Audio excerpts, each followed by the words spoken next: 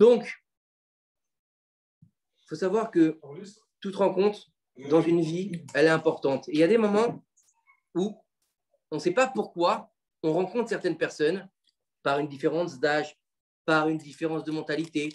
Et on se demande qu'est-ce que cette rencontre va nous apporter. Mais c'est vrai que souvent, quand on est jeune, on ne se rend pas compte en fait de cette rencontre. On passe les choses sans trop y porter attention. Et des fois, souvent, ça se passe avec le temps, quand on perd un être cher ou quand on mûrit, comme on dit. On se rend compte qu'on a vécu quelque chose avec cette personne qui n'est pas anodin, qui a forgé quelque chose de différent ou qui a amené quelque chose à la personne. Et en fait, la grand-mère de ma femme, elle avait plus de 90 ans, Dieu bénisse, quand elle est partie. Et je me suis demandé, mais comment ça se fait que j'ai eu cette rencontre? C'est une femme exceptionnelle. Elle était, jusqu'à son dernier souffle, elle était très en forme, dynamique, très éveillée, pas de problème comment dire, d'esprit.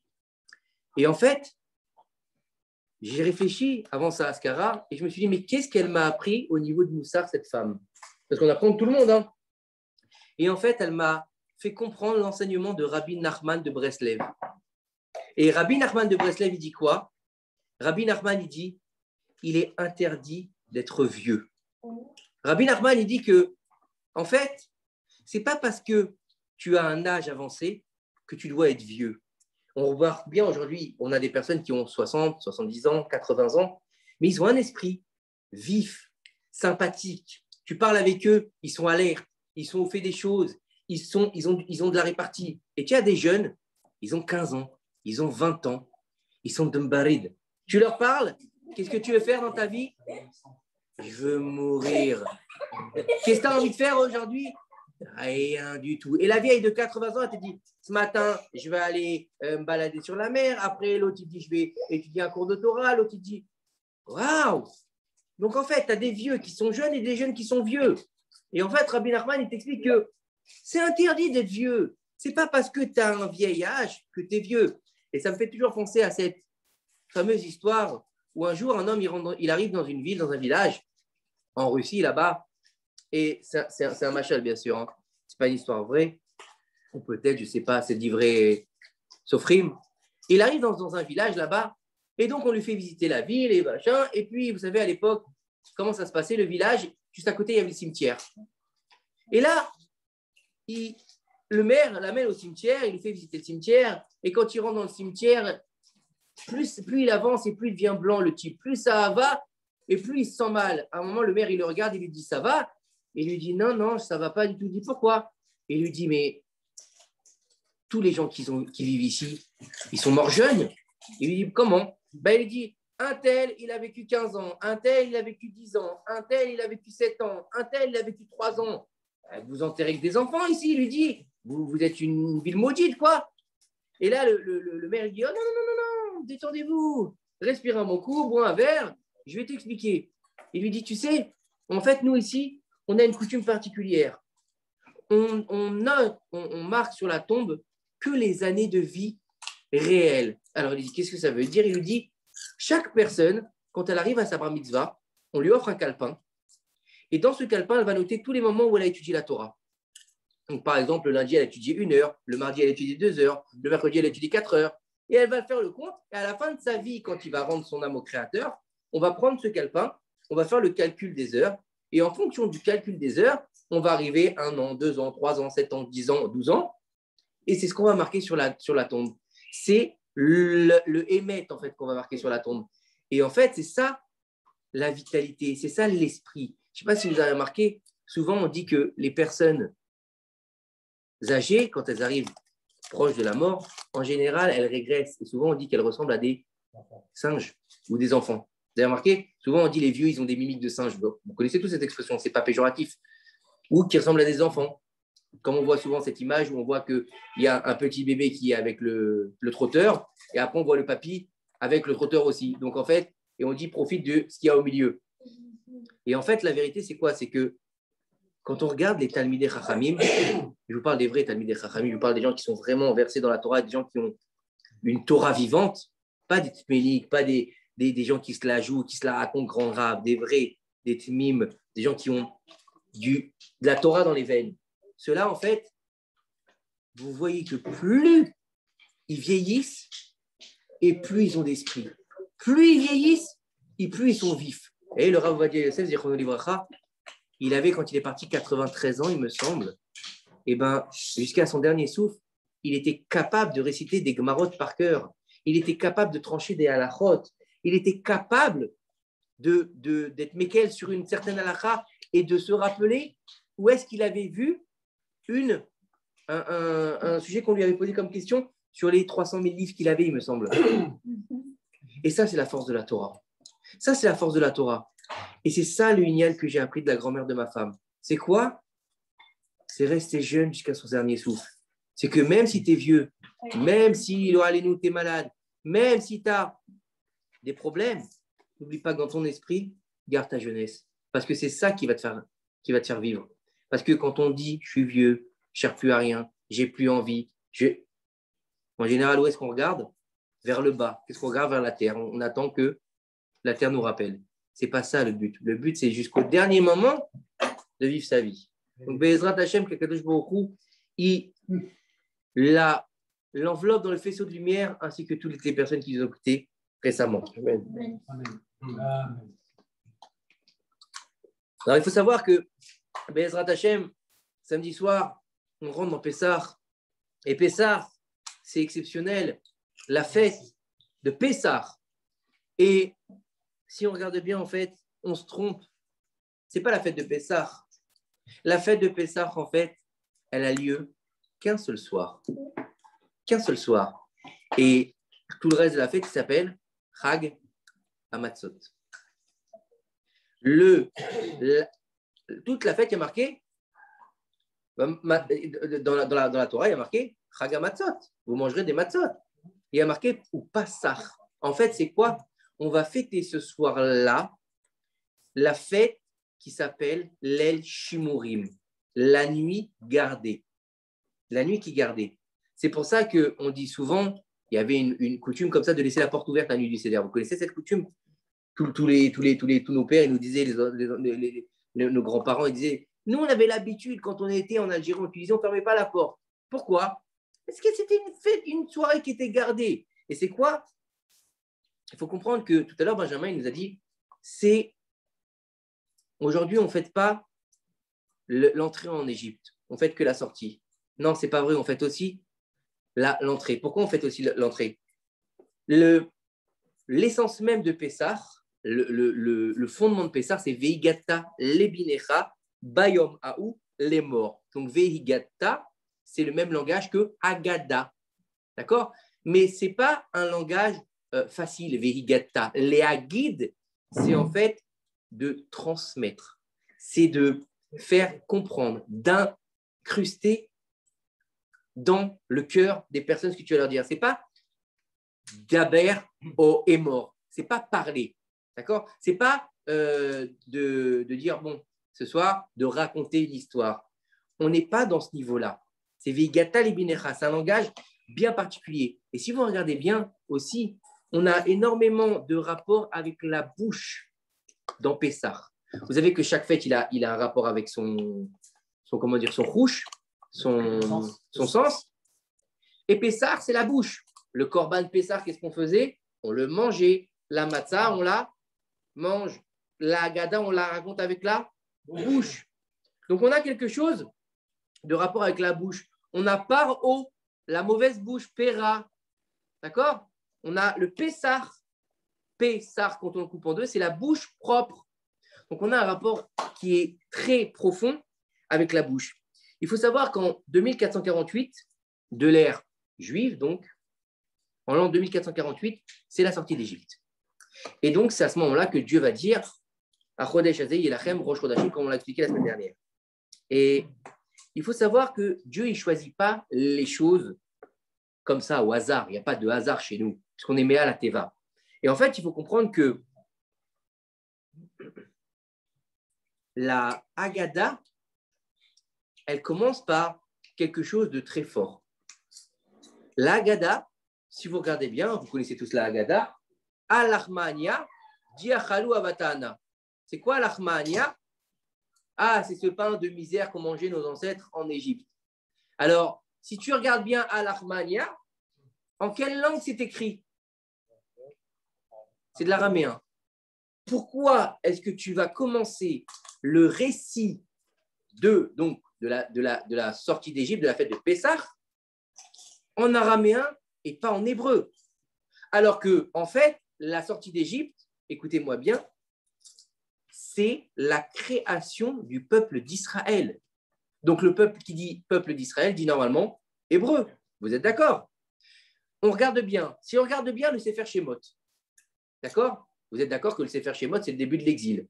D'accord? Sefer Shemot, Ve'ele Shemot Ben Israël, Abai Mitzrayma. Ok?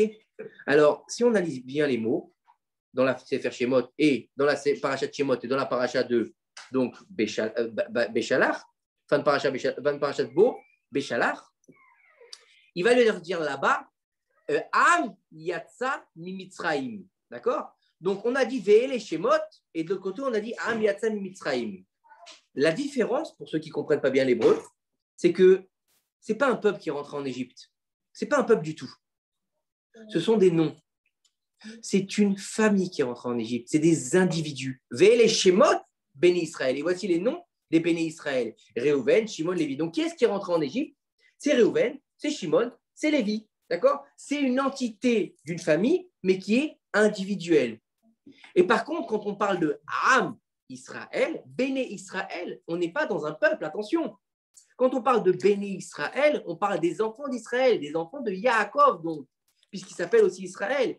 Mais quand on dit Am Israël, on n'est plus dans une entité individuelle, on est dans une entité collective. Donc, à partir du moment où on est une entité collective, on peut sortir d'Égypte. Avant ça, on ne peut pas sortir d'Égypte. C'est quoi ce délire? Pourquoi on ne peut pas sortir d'Égypte? Et il faut savoir une chose, c'est que j'aime beaucoup cette explication du Rav Ben Chetrit. Vous savez que tout ce que je vous dis, c'est pas de moi, c'est sûr. Et vous savez, à l'époque, les grands rabbinim, ils rapportaient Rabbi Akiva, Rabbi Shimon Bar Yochai. Moi, je rapporte les rabbinim qui me nourrissent, Rav Ben Chetrit, Rav Tutu, Rav Meir Eliyahu, des gens qui sont proches de nous. Et il donne une idée formidable sur ça. Vous savez qu'on était obligé de rentrer en Égypte. Vous savez ou pas? Dieu, il a promis à Abraham qu'on serait étranger en terre étrangère. Donc, dans ces cas-là, si Dieu il a promis, donc si Dieu il est venu et il nous a donné la maca sur la tête, vous êtes d'accord? Dieu il dit à Abraham, de toute façon, je vais les prendre, je vais les mettre en Égypte, ils vont se faire dérouiller pendant plus de 200 ans, mais après, t'inquiète pas, Abraham, je vais les sortir d'une main puissante et après, je vais leur donner plein d'oseille. D'accord? C'est comme si un type, d'accord, alors allez-nous, d'accord, il vient, il est dans sa bagnole, toi tu es en train de rouler tranquillement, il te fonce dans ta bagnole, chas shalom, d'accord? Et toi, tu sors, tu es en sang, et lui, il sort de sa bagnole et te dit, t'inquiète pas, je suis médecin, je vais te sauver. Mais qu'est-ce que tu vas faire? Si tu as encore la force, tu vas te lever, tu vas lui mettre une bonne tare, et puis tu vas lui demander assurance, quoi. Tu vas lui faire un procès.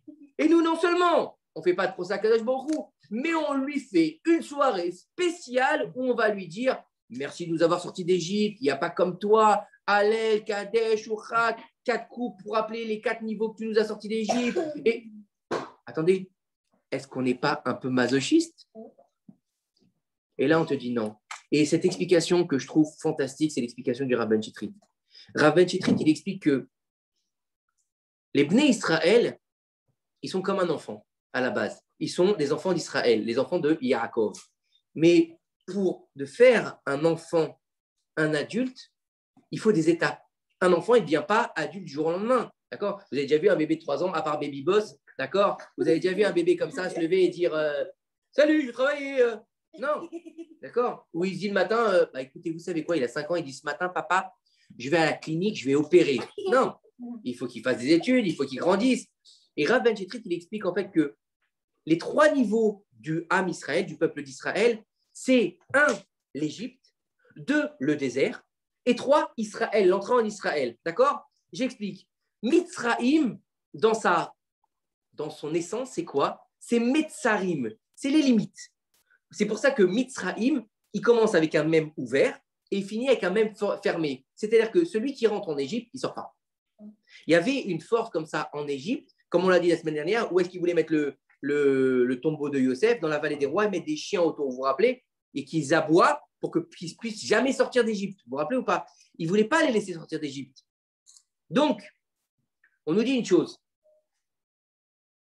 Si tu rentres en Égypte et qu'on te met des barrières, c'est quoi ce niveau-là?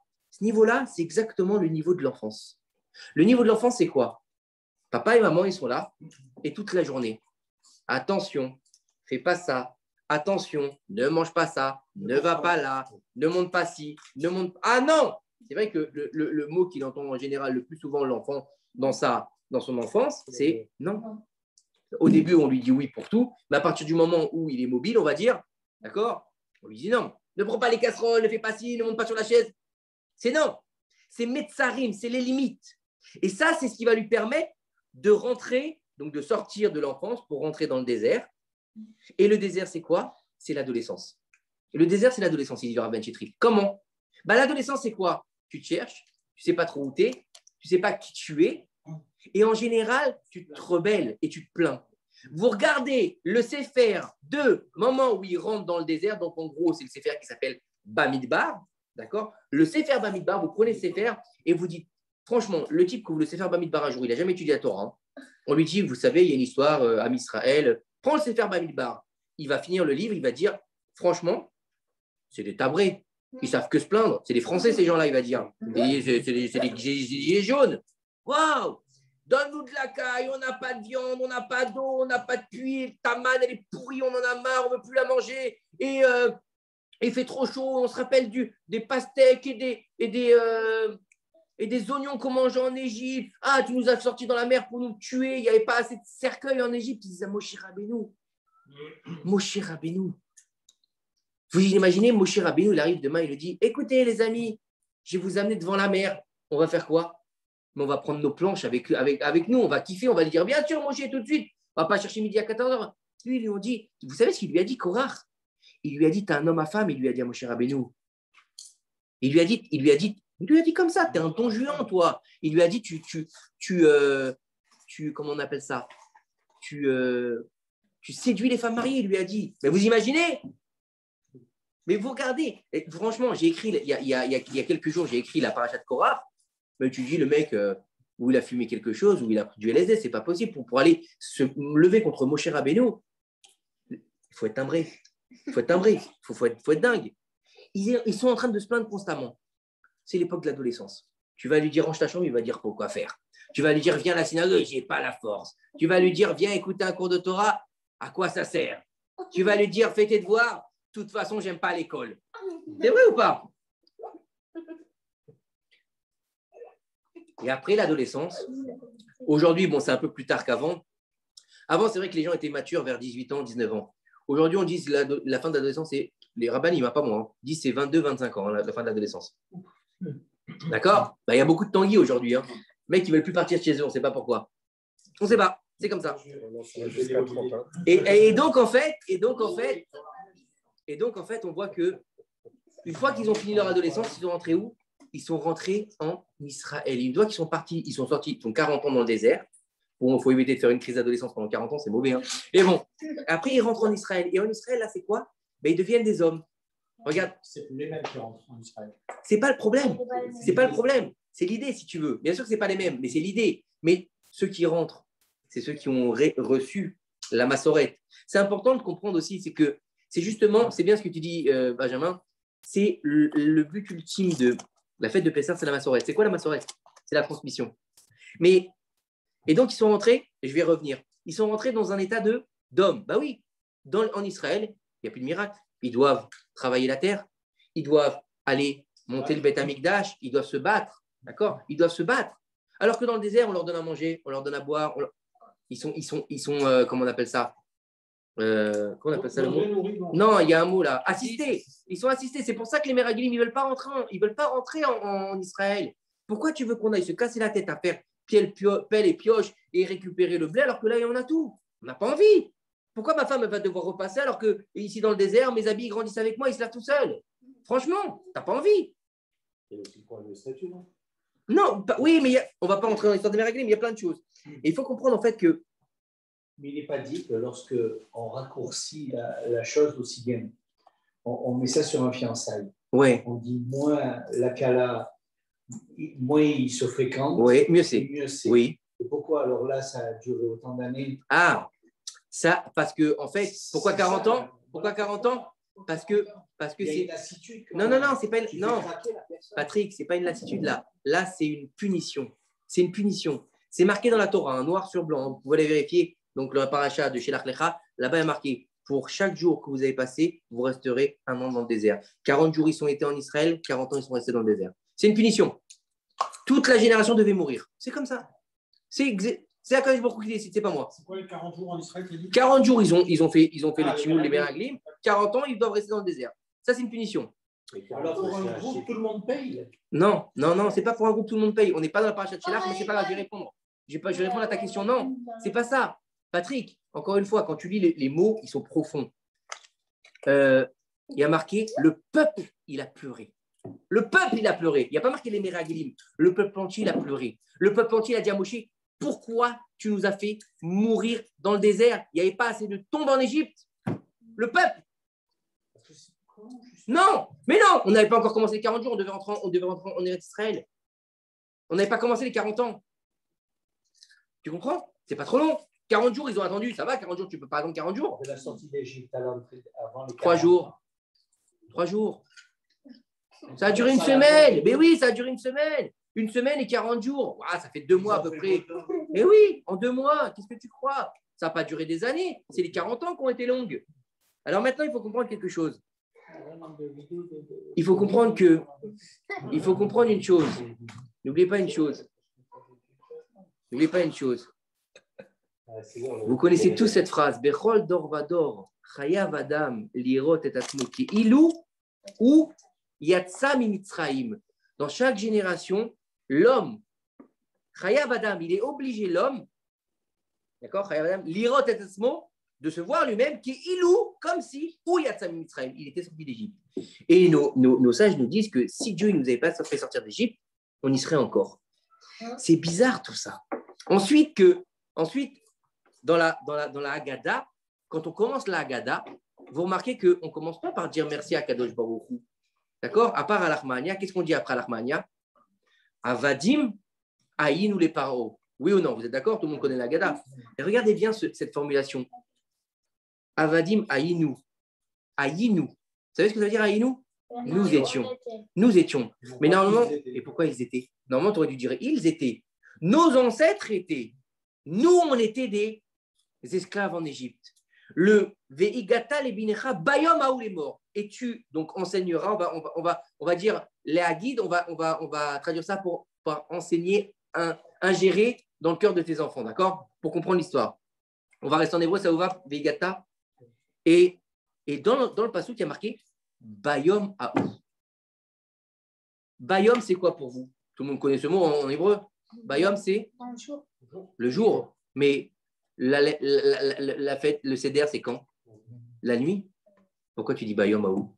Parce que la journée commence la nuit. Non, mais ce n'est pas la jour, c'est la nuit. Il y a marqué dans Sefer Bereshit, il se fait une nuit et ce fut une journée. D'accord? Jour 1. Jour 1, non. Mais le jour, écoutez bien, c'est exactement la même chose que la création du monde. Vous voyez que la création du monde a commencé par la nuit et après le jour. Un soir et un matin. On commence la Haggadah par quoi? Aïnou, Avadim, Aïnou les paroles Mitzraïm. Après, on dit quoi? Et Arami Oved Avi. Et on se souvient du maror qu'on a mangé. Et tout le début de la Haggadah, c'est quoi? C'est l'amertume d'Égypte. Tout le début, c'est quoi? C'est la Ramma. C'est le Sheibou de Mitzraïm. C'est l'esclavage d'Égypte. C'est ça ou pas? Vous êtes d'accord avec moi? C'est-à-dire que tu regardes bien où elle est la liberté. Où elle est la liberté? Où elle est la liberté quand tu racontes ça? Nulle part. Non. Ouais, mais attends, si c'est la fête de la Géoula, comme on dit si bien, d'accord? On devrait parler de Géoula. mais on ne parle pas de Géoula, on parle justement de Yérida. On parle d'entrée en Égypte. On parle de prison. On parle nos Chachamim expliquent que l'Égypte, c'est, écoutez bien ce que disent nos Chachamim, hein, ce n'est pas de moi, c'est l'enfer à ciel ouvert. Vous avez vu dans les films, là, quand ils représentent les enfers, vous savez, genre un trou avec plein de feu et des trucs qui sortent, c'est ça.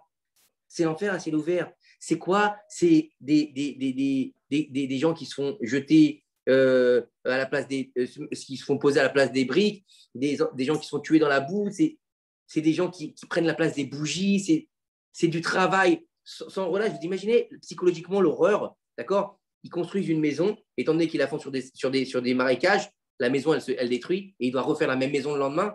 Mais psychologiquement, tu deviens fou. C'est pire encore que l'esclavage d'Égypte. Oui ou non? Vous êtes d'accord? Oui. Maintenant, quand on regarde bien tout ça, on te dit que, après ça, on te dit, Hallel, c'est à la fin. Vous avez remarqué, c'est après qu'on a mangé, Hallel, Nirtar. Et j'ai écouté une très belle explication ce matin. Il nous dit que, écoutez bien ce qu'il dit le Rav ce matin, il disait que, vous savez que, le début de la Haggadah, c'est tout ce qui va être au niveau de la Haggadah, raconter qu'on était esclave. Après, on va commencer à faire la symbolique avec la matzah, le maror et le sandwich de Hillel Azaken. Oui ou non? Oui. Et après, on fait quoi? Après, on fait Shulchan Orech. D'accord? Shulchan Orech, la Haggadah, il dit le Rav, la table, c'est la femme. Et après Shulchan Orech, qu'est-ce qu'on fait? Tzafoun Barer. Et Tzafoun Barer, c'est quoi? C'est la ficomane. Mais Tzafoun, c'est quoi? C'est quelque chose qui est caché. Parce que vous savez que la ficomane, on va la couper en deux. On va garder le petit morceau, on va le remettre dans le céder. Le grand morceau, on va le mettre sur la table. Donc déjà, ça, pourquoi on fait ça comme ça? C'est pour nous expliquer en fait que l'important chez un homme, c'est d'être taureau kebaro. Parce qu'en général, le grand morceau, qu'est-ce qu'on en fait? On le met sous la table, on le cache. C'est-à-dire que souvent, les gens, qu'est-ce qu'ils montrent? Ils montrent comment ils sont dehors. Ils montrent qu'ils sont grands, ils sont beaux, ils sont gentils. Mais comment ils sont à l'intérieur, le petit morceau, comment ils sont dans leur cœur? En général, ils le cachent. Et souvent... Pas vrai, tu as dit l'inverse. Parce que comment ça s'appelle? Le grand morceau, il est sous la table.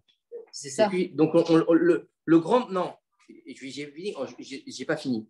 Donc, le gros morceau, en général, c'est ce qu'on nous, on présente. D'accord? Et le petit morceau, c'est ce qu'on a à l'intérieur. Donc, on te dit, non, tu dois être Toro Kebaro. Le but de la matzah, c'est quoi? C'est de comprendre que toi, tu dois être comme la matzah qu'on cache. C'est-à-dire que ton grand, il doit être caché. Et ton être, il doit être montré. C'est-à-dire que ne va pas montrer les choses que tu fais, les choses que tu es, et moi. On s'en fout, la grande matzah, on la cache sous la table. C'est ta petite matzah, montre ce que tu as dans le cœur vraiment. Soit Toro Kebaro, soit à l'extérieur comme à l'intérieur. Comme étaient nos maîtres, nos sages qu'on voit dans la Haggadah, tout au long de la Haggadah, Rabbi Akiva, qui est encore dans la Haggadah, Rabbi Elazar ben Azaria. C'était des gens qui étaient Toro Kebaro. Il n'a pas eu honte, Rabbi Akiva, de ne pas connaître la Torah jusqu'à 40 ans, mais de revenir avec 24 000 élèves. Et il était Toro Kebaro. C'est ça qui est important au niveau de la matzah. Maintenant, il faut comprendre que Tzafoun Barer, c'est ce qui est caché. Barer, c'est une bénédiction. Et Hallel, c'est quoi? Hallel, c'est une louange. Et il te dit là-bas, le Rav, il t'explique que ta femme, en général, c'est elle qui se casse la tête pour la fête. C'est elle qui fait le ménage en général, même si on les aide, mais le gros, c'est la femme qui le fait. Elle le fait le ménage, elle prépare le manger, elle prépare le seder. Après, pour certains, comment ça s'appelle? Pour certaines déotes, qu'est-ce qu'elle va faire? Pas certaines déotes, certains ont la coutume de quoi? De faire... non, pas Msouki. De faire Etmol, Aïn ou Avadim. On prend le plateau. Qui est-ce qui prend le plateau? C'est les femmes, pas les hommes. Oui ou non? Et le sang aussi qu'on verse. Le sang, c'est la femme qui tient le sang, etc. Et donc, c'est qu'on te dit, quand tu as fait Shulchan Aruch, quand ta femme, elle t'a amené à manger, elle t'a présenté cette table-là, Tzafoun Barer, bénis-la. Mais comment tu l'as bénie? Tzafoun, comme il faut. Pas trop et pas. C'est-à-dire qu'il ne faut pas la bénir trop et il ne faut pas la bénir pas du tout, quoi. C'est-à-dire pas le type, il va manger, c'est bon? Ouais, c'est bon, c'est cool, merci. Ok? Et il ne faut pas trop, ouah, chérie, tati, ta, de peur qu'elle prenne la grosse tête. Oui, non, c'est le Rav qui dit ça ce matin. Pourquoi de peur qu'elle prenne la grossesse? Parce qu'il dit que la femme d'Adan Kala. Et la femme, elle est influençable, donc elle peut avoir une pensée de Gahava quand on lui donne trop. Donc, un juste milieu. Ça fout une barrière dans la comment dire, dans le. Sois fin quand tu la bénis, mais bénis-la. Ne sois pas avare de mots. D'accord? Mais avec un juste milieu. Et Hallel et fait sa louange. Pourquoi? Parce qu'elle t'a donné tout ça. C'est très important. Et il faut comprendre que toute le fondement de Pessah, c'est ce Veigatal et Binecha. Et en fait, on passe du Sheibud Mitzrayim jusqu'à le Hallel. Donc le Hunyan, c'est quoi? C'est de savoir que, en fait, ce n'est pas la fête de la Géoula, c'est faux. Le jour de la Géoula, ce n'est pas le premier jour de Pessah. C'est le 7e jour de Pessah. Ce n'est pas le premier jour. Le premier jour de Pessah, c'est quoi? Le premier jour de Pessah, c'est la fête de la Emouna. De la quoi? De la Emouna. Ce n'est pas la fête de la Géoula, c'est la fête de la Emouna. Pourquoi? Parce qu'en fait, si on regarde bien, si on prend l'histoire de Pessah, grossièrement, l'histoire de la sortie d'Égypte, tout le monde connaît l'histoire. Les Bnei Israël, quand ils sont sortis d'Égypte, ils n'étaient pas religieux. Ils étaient au 49e degré d'impureté. Ils n'étaient pas... ils ne faisaient même plus la Brit Mila. D'accord? Ils ne faisaient plus la Brit Mila. OK? Pourtant, c'est le fondement du Bnei Israël. Abraham, il lui a dit, tu feras la Brit Mila à chaque... Ils n'étaient plus la Brit Mila. Ils étaient idolâtres? Oui, ils étaient idolâtres. Donc, pourquoi est-ce qu'Akadosh Baruch Hu les a fait sortir? Parce qu'ils ont crié. Non, mais parce qu'ils ne sont pas tous sortis, en fait. Puisque 80% ne sont pas sortis. Les seuls qui sont sortis, c'est ceux qui ont cru en Moshe et en Akadosh Baruch Hu. Vayaminu ba'Hashem ou Moshe Avdo. Ils ont cru. Pas. Écoute bien. Non, ils n'ont pas cru à Hachem. Ils ont cru au miracle. Le Erev Rav a cru en quoi? La force miraculeuse. C'était tous des magiciens. Donc, on suit le grand mage, Moshe. Comment c'est que les Juifs, du coup, ils n'ont pas suivi aussi Moshe? Écoute bien, ils ne voulaient pas sortir. Ils ne voulaient pas sortir. Ceux qui ne sont pas sortis, ils n'avaient pas la Emouna en la sortie d'Égypte. C'est comme quand on dit, nous, Ani Ma'amid be Emouna Shlema be Biata Mashiach. Ça veut dire quoi? Est-ce que je crois vraiment que le Mashiach va venir? Non. C'est que je suis complètement certain, je certifie que la Géoula, elle est possible, que le Mashiach, il est là. C'est pas que j'y crois, parce qu'y croire, c'est facile. Il y en a qui croient aux extraterrestres, il y en a qui croient à Madame Soleil, il y en a qui croient que leur père, c'est Dieu. D'accord? Il y en a qui croient que leur fils, c'est Dieu aussi. D'accord? C'est vrai ou pas? Azov. Ce que je veux dire, c'est qu'on croit en beaucoup de choses, mais le juif, c'est pas la croyance, c'est la certification de quoi? De Dieu. Et en fait, c'est plus fort que ça. C'est-à-dire que Akadosh Baruch Hu, en 2448, il s'est révélé au Ham Israël. Mais il s'est révélé à qui? Au Ham Israël. Pas à l'entité individuelle. La sortie d'Égypte, donc c'est la pierre angulaire du peuple d'Israël. Vous êtes d'accord avec moi? Il fallait qu'il y ait un peuple ou pas? Il fallait qu'il y ait un peuple. Et à partir de quand ça a commencé? Ça a commencé à partir du moment où Akadosh Baruch Hu, il a dit à Abraham Avinu, ta descendance sera étrangère en terre étrangère. C'est quoi le Inyan? Vous savez que Maaseh Avot Siman Labanim. Essayez de me suivre parce que c'est vrai qu'il y a beaucoup d'informations ce soir, mais il y a tellement de choses à dire sur Pessah qu'il faudrait des jours et des jours. Et si je ne suis pas clair, n'hésitez pas à me redemander. Et le Maaseh Avot Siman Labanim. Vous savez que la Massoret, c'est quoi? C'est la transmission. La transmission, c'est quoi? C'est que comment ça se passe? Avant, il n'y avait pas de livres. Avant, les livres n'existaient pas, hein, vous savez ou pas? Puisqu'il y avait une interdiction d'écrire la Torah. Avant, c'était de père en fils, c'est notre tradition. Vous la connaissez celle-là ou pas? Non? Gilette, non? C'était pas ça? Non, c'est pas ça. Chez nous, c'est que le père, il donnait à son fils. Veigata lebinecha bayom aoul les morts. C'est un commandement, c'est une mitzvah assez de la Torah. Ce n'est pas une décision des Chachamim. C'est quelque chose que vous mettez sur vos bras tous les jours. C'est marqué dans les parachutes des tefilin. Veigata lebinecha bayom aoul les morts. Ba'avorze asa Hashem li betzeti mi Mitzrayim. Vous savez que comment dire, comment dire, la chose qu'on répète le plus dans nos prières et dans la Torah, c'est quoi? Qui nous a sortis d'Égypte. Sorti d'Égypte. Vous savez combien de fois c'est marqué? Vous savez combien de fois? Écoutez bien combien de fois il est marqué. Combien de fois il est marqué dans la Torah? Mitzraïm, combien il est marqué dans la Torah? 49 fois. Ils étaient à quel niveau de Toum'a? 49e degré. Qu'est-ce que je vous ai dit tout à l'heure? 49. Donc, c'est les Metzarim. Mais c'est plus fort que ça encore. Vous savez que, donc, Abraham Avinu, vous savez que Dieu il lui a dit, tu n'auras pas d'enfant. Pas Dieu, pardon. Abraham, il était astrologue. Donc, il a vu qu'il n'avait pas d'enfant. D'accord? Abraham, quand... n'importe quoi, mais pas ça. Abraham, il ne devait pas avoir d'enfant. Il lui a dit, mets-toi au-dessus des étoiles et tu auras des enfants. Et quand, écoutez bien, non, ça c'est bien. Quand Abraham, écoutez bien, quand Abraham, il a dû enterrer Sarah après avoir eu Yitzhak Avinu, il a été donc à la Marat à Marpella. Et puis là, on a dans le passage quelque chose de fantastique. Il leur a dit, il dit aux enfants traîtres, il leur dit, Ger vetoshav anochi machem.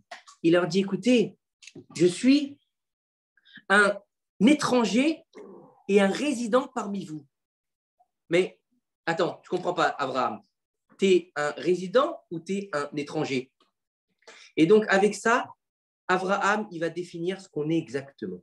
Vous allez comprendre, j'y arrive. Abraham Avinu, c'est le père de la nation d'Israël, vous êtes d'accord? C'est le premier des patriarches. Abraham Avinu, c'est celui qui a reçu Brit Ben Avetarim, c'est lui qui a reçu le fait qu'on allait rentrer donc en Égypte. C'est lui qui a reçu donc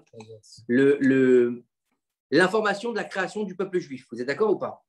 Et en fait, le but donc de Ger Vetoshav, et la sortie d'Égypte, c'est quoi? Mahamad Arsinaï, donc le nom de la Torah, et après, c'est quoi? L'entrée en Eretz Israël.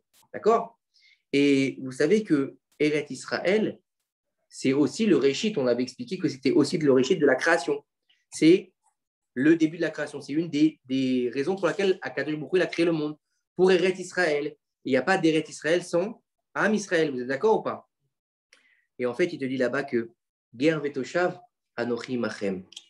Ger Vetoshav. Et là, ils vont lui dire quoi? Écoutez bien ce qu'ils leur disent, les enfants de Chet. Ils répondent à Abraham Avinu. Ils lui disent quoi? Il lui dit non, non, non. Il lui dit Nessi Elohim ata betochenu. Les goy, c'est des goy. Donc, c'est des goyim qui disent, entrez, qui disent à Abraham, non, tu sais ce que tu es, Abraham? Il lui dit, il lui dit, tu sais ce que tu es? Il lui dit, il lui dit, tu es le prophète de Dieu parmi nous. Vous écoutez ce qu'il leur dit, les enfants traitent à Abraham?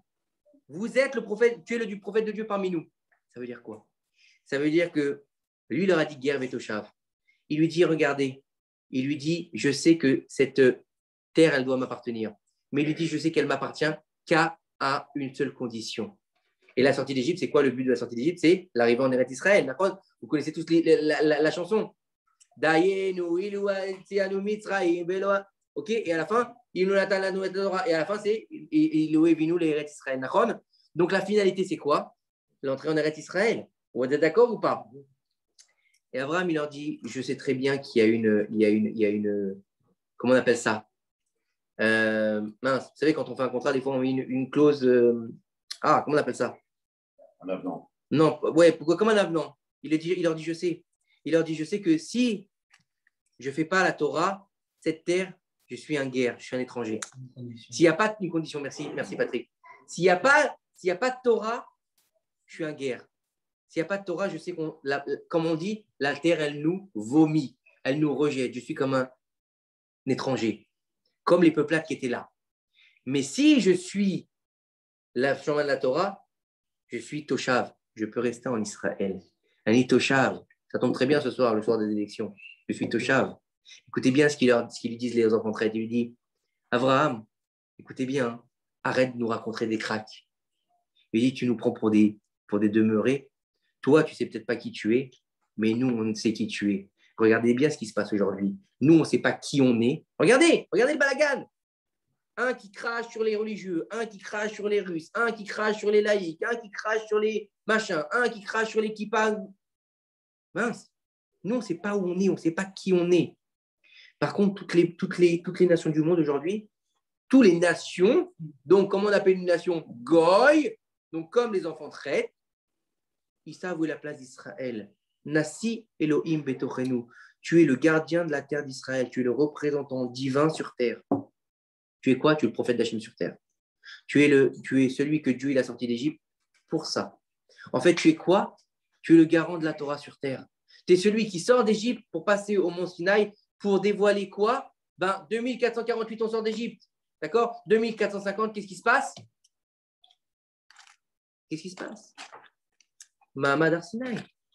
Mahamad Arsinaï. Au Mahamad Arsinaï, qu'est-ce qui s'est passé? Dieu, il se matérialise sur terre. D'accord? Mitzraïm, d'accord? Ça fait combien on a dit? Combien on a dit tout à l'heure? 49. Combien est-ce que fait une semaine, un jour naturel? Combien ça fait? Combien? 7. 7 fois 7? 49. On est dans la nature. Par O, Pera, il ne sait pas qui c'est Yudke Vavke. Yudke Vavke, le tétragramme, c'est quoi?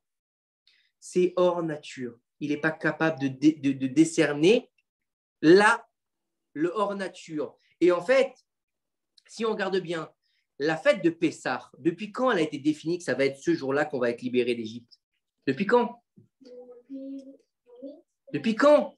Depuis quand Dieu il a dit que le 15 Nissan, on va être libéré d'Égypte? Non? Non? Oui? Non? Personne? Depuis quand? Vous ne connaissez pas cette expression? Il n'y a rien de nouveau sous le soleil. Vous ne connaissez pas? Depuis la création du monde. Depuis la création du monde, le 15 Nissan, il a été défini comme le jour de la sortie d'Égypte. Donc, depuis la création du monde, le 15 Nissan, de toutes les époques jusqu'à la libération finale, aura un inyan de libération. Et c'est pour ça qu'on dit, Pessah, on a été libéré, à Nissan, on a été libéré, en Nissan, on sera libéré. Ce n'est pas qu'il est mieux qu'un autre, c'est qu'il détient en lui, le mois de Nissan, le potentiel de la libération plus que les autres mois. Pourquoi? Parce que le mois de Nissan aussi, il est au-dessus de la nature. Pourquoi? Parce qu'en fait, je vous ai dit tout à l'heure, la nature, c'est 7. D'accord? Et pour arriver hors nature, on doit rajouter quoi? L'infini. Vous êtes d'accord? C'est lui qui est hors nature, c'est l'infini, c'est Dieu, c'est l'unique. Donc, c'est quel chiffre en hébreu? 8. Le 8. Tout le monde sait ça. Le 8, c'est la Brit Mila. Le 8, c'est Olam Haba. Le 8, c'est le Shabbat Shabbaton. Vous êtes d'accord? Vous êtes d'accord? Et puis même que quand on regarde bien, quand on fait Pessah, d'accord? Le lendemain de soir de Pessah, qu'est-ce qu'on fait? Qu'est-ce qu'on fait? Le Homer. Et qu'est-ce qu'on lit dans le Homer? Qu'est-ce qu'on lit? Vous allez bien regarder quand vous allez lire, vous allez dire, c'est pas possible que j'ai pas fait attention. On dit, Usfartem lachem mimachorat à Shabbat. Mais attends, et si Pessah ça tombe un mardi? Et si Pessah ça tombe un lundi? Parce que Pessah, c'est Shabbat. En fait, Pessah, c'est Shabbat, c'est-à-dire que tu vas sortir, mais à Olam Haba, tu sors de la nature pour entrer dans l'Olam Haba. Tu sors dans le 7 pour entrer dans le 8, et on arrive à quoi? 7 plus 8, ça fait 15 Nissan. Et le mois de Nissan, son essence en hébreu, c'est quoi? Ça vient d'où? Nissim. C'est le mois de Nissim. Donc, c'est le mois qui porte en fait la Géoula. Donc, mais pour avoir la Géoula, il faut quoi, Benjamin? Attends, je n'ai pas suivi là, il m'a fait du bruit. Pour avoir la Géoula, il faut quoi? Ceux qui sont sortis, c'est qui? La Emouna. Parce qu'en fait, regardez bien. Et ça, c'est formidable. Parce que, regardez bien, on est en galoute. Vous êtes d'accord ou pas? On est en galoute. Et nous, qu'est-ce qu'on veut? La Géoula. Mais si on regarde bien les mots galoute et Géoula, non, c'est les mêmes mots. C'est le même mot. La seule chose que c'est, écoute bien, gal végal. C'est une gale, c'est une vague. Une vague, c'est quoi en général? Passe la vague, la deux, comme on a dit, première vague, deuxième vague, troisième vague. Oui ou non? Vous avez vu les vagues ou pas qui passent? Et on te dit en général, quand il y a une vague qui se passe, qu'est-ce qu'il faut que tu fasses? Qu'est-ce qu'il faut faire quand il y a une vague qui passe? Il faut plonger. Il faut baisser la tête. Laisse les les Issourim te passaient par-dessus la tête. Et comprenez bien, regardez bien ce qu'il nous dit. Gal et Galout, c'est pratiquement les mêmes lettres. Mais dans Géoula, c'est quoi? C'est une Gal ou la vague ou c'est qui ou? C'est qui ou? Hachem. Akadosh Baruch ou? C'est Hachem. Donc, quand tu mets dans la vague, tu mets Akadosh Baruch Hu, tu es toujours d'être libéré. C'est ça, en fait, le fondement de Pessah. Le fondement de Pessah, c'est d'avoir réussi, pas à raconter une histoire. C'est bien beau de dire ouais, bon, bah, ce soir, alors, les enfants, on va raconter la sortie d'Égypte. Oh, les enfants, ce soir, vous savez. Bon, alors, les diplés, vous savez, on a. Non. Et puis, on a mangé. Après le Mtsouki, on est défoncé. D'accord? On bâcle le Hallel, on va se coucher. Et on a dit, Yatsanu et Dechova, on met le tampon, les Itraot. Tu as raconté à ton fils? Oui, j'ai raconté à mon fils, je lui ai raconté l'histoire. Est-ce que tu lui as inséré, est-ce que tu lui as, tu l'as fait pénétrer en lui, la Emouna? Une des plus belles, une plus belle partie du Seder, mis à part le Manishtana, ça c'est les enfants qui posent la question. Alors, mis à part les délires qu'on entend ces derniers temps, Manishtana Laila Azé, on est tous vaccinés. C'est violent quand même, hein? Vous l'avez entendu, c'est là ou pas? Qu'est-ce qui change cette année? On sera tous vaccinés. OK? Et alors, ça veut dire qu'il n'y a plus de Dieu? Le vaccin, il a fait tout le reste? Non. On te dit que dans la Haggadah de Pessah, une des histoires, entre guillemets, les plus folles, les plus fortes, et qu'on lit comme ça, souvent, c'est les 4 fils. Pourquoi est-ce qu'on parle des fils? Pourquoi est-ce qu'on parle des fils? Et celui qu'on doit le plus rapprocher, c'est le rachat. C'est le rachat. Pourquoi tu vas lui parler? Le mec, il est rachat. Il dit, casse-toi, vas-y, dégage. Pourquoi je vais m'embêter avec lui? Chacham, rachat, tam, shenolia lishol. Et oui. Pour les enfants. Oui. Dans la Torah, oui. C'est écrit que le rachat et c'est pas écrit. Et c'est écrit quoi que tu dois répondre en Chacham dans la Haggadah. Et c'est marqué le rachat aussi. Parce que le plus important, c'est le rachat. Non. Comment ça s'appelle? Dans la Torah, ouais. C'est écrit que dans la Torah, ouais. Que ton pas fils. Dans le Sefer Torah? Oui. Ouais, mais Gata les Benecha? Non, que ton fils, il va te demander, et c'est écrit comme que le rachat, il demande. Ah. Une seconde. Ouais. Et c'est écrit comme que tu réponds en fils Rahab. C'est normal. C'est pas normal. Comme que tu réponds. C'est normal, exactement. C'est exactement ça, en fait. Parce que le plus important à rapprocher, c'est pas le chacham. Le chacham, il est bon. D'accord? C'est comme si tu allais faire du prosélytisme dans une yeshiva. D'accord? Non, mais il y a des mecs qui sont devenus yeshiva. D'accord? Ils sont en train d'étudier la Gemara, Tosfot. Tu vas leur dire, mes enfants, étudiez la Torah. Mais on n'est pas en train de faire un tennis.